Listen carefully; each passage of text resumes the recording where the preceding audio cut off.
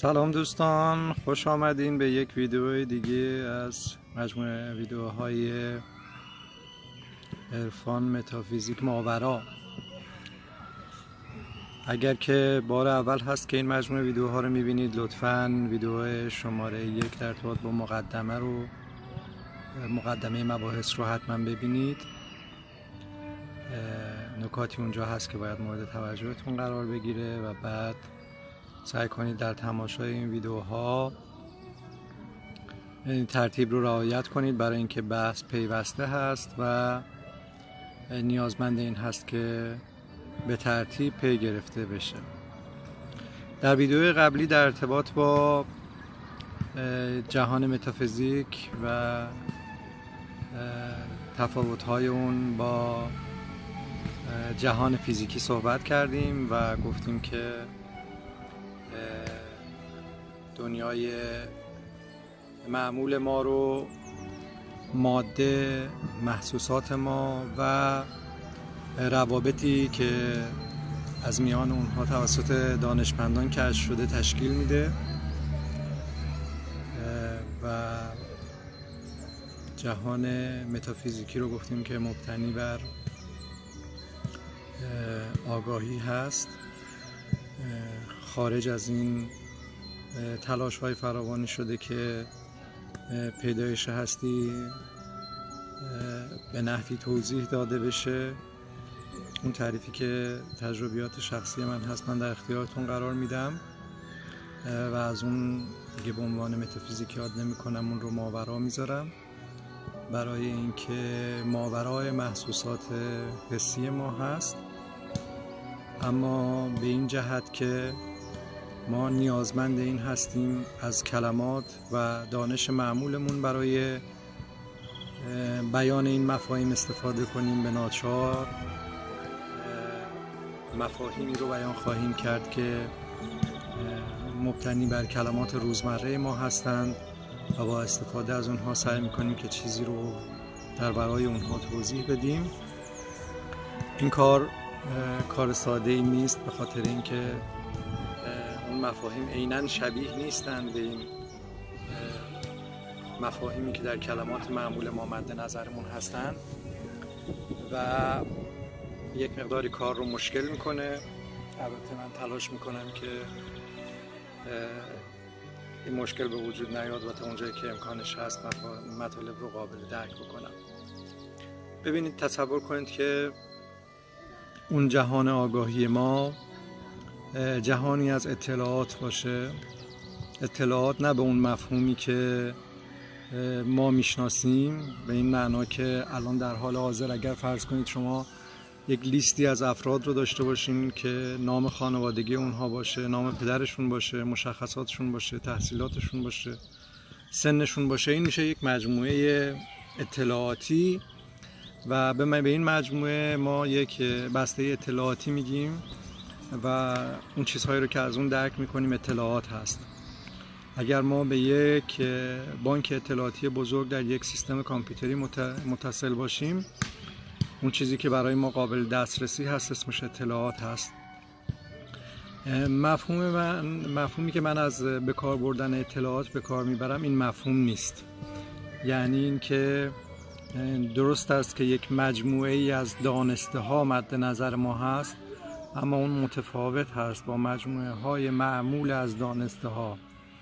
چه یک لیست کوچیک چند نفری که اطلاعات شخصی افراد در اون باشه، چه یک اطلاعات کثیر بیگ دیتایی که در واقع ممکن است اطلاعات یک ارتش در اون باشه، به این مفهوم نیست. اون چیزی که ما مد نظرمون هست از اطلاعات، شاید بهتر باشه همون کلمه‌ای که من بار اول براش به کار ببرم آگاهی هست. آگاهی یک دریای بی سر و تهی است، یک مجموعه بزرگی است که هر چیزی رو که شما بگید میتونید از داخل اون پیدا بکنید، ولی این بدین معنا نیست که شما به همه اون ممکنه دسترسی داشته باشید. بنابراین یک رابطی در این میان مورد نیاز هست که بتونه از اون دریای بیکران یک بخش خاصی رو انحصاراً جدا بکنه و اون بخش جدا شده درک بشه و پرداخته بشه بهش.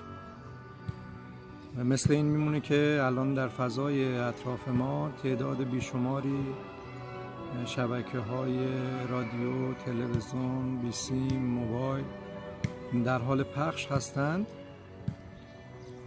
مجموعه اینها رو ما اون آگاهی بنامیم، اون اطلاعات بنامیم و همواره نیازمند به این هستیم که یک رابطی در این میان بخشی از اون رو بتونه برای ما مرئی بکنه. یعنی اینکه یک رادیویی ما داشته باشیم که در دستگاه گیرنده رادیویی در واقع که در میان هزاران ایستگاه رادیویی که قابل پخش هستند روی یک بخشی تنظیم میشه و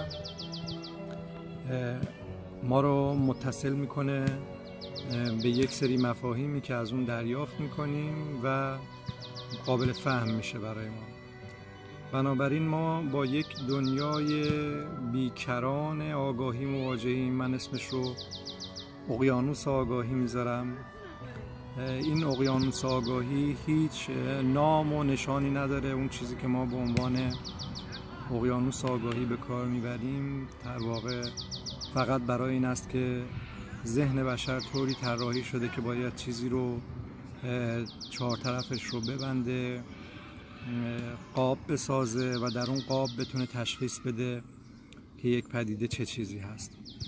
این بسیار فراتر از این چیزی است که ما میگیم. هیچ حد و مرزی نداره، هیچ ساحلی نداره، هیچ انتهایی نداره و به خودی خود موجود هست. شاید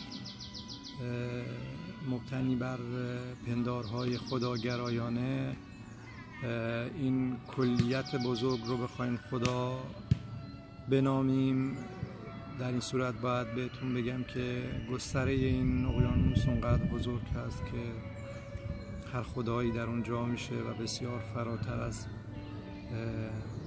اون باوری که ما نسبت به خدا داریم در اون هست و ابتدای اون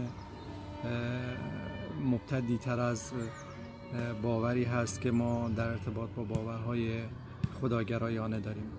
بنابراین رو به عنوان یک مفهوم قبول کنید. هیچ خدشه و تضاد نظری با باورهای خدامدارانه ندارم من و نظریات شخصی است بیان میکنم، اما در این اقیانوس معنایی که تعبیر میکنم خدا هم در اون قرار داره و هر چیزی رو که شما بتونید تصور کنید در اونجا جای داره و چیزهایی هم که شما نمیتونید تصور کنید باز هم در اونجا جای دارن. ما وقتی که چیزی رو بخوایم به تعریف معین فیزیکی بیان بکنیم اون دیگه جنبه متافیزیکی نداره و محدود هست و اگر خدایی رو ما در قالب تعاریفی که قابل بیان هست برای ما بیاریم اون خدا دیگه اون جنبه گستردگی خودش رو نداره و ابتدا و انتها نیست.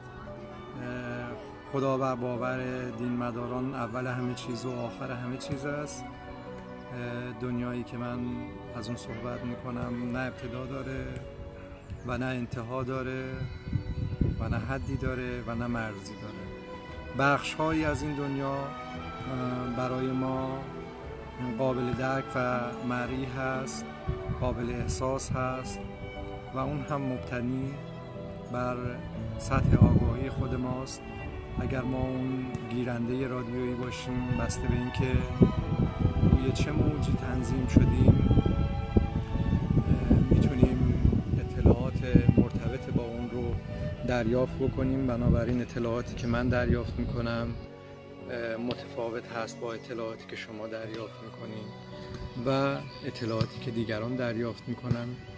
اگر ما جهان پیرامونمون رو همگون میبینیم، یعنی انسان‌ها پیرامون خودشون رو یکسان مشاهده میکنن، به خاطر این هست که فصل مشترک زیادی با هم دارن، بنابراین با هم به یک تفاهمی رسیدن و ادراکات متشابهی رو دارن. اما این به معنای این نیست که همه این گونه هستند و برای کسی ادراک ورای اون دیگه غیر قابل انجام هست. نه، به این صورت نیست. من جزئیات مرتبط با این موضوع رو در ویدیوهای بعدی توضیح خواهم داد. حتما با ما باشید. فکر میکنم که این فرصت رو خواهید یافت که با زاویه جدید جهان پیرامون خودتون رو ببینید.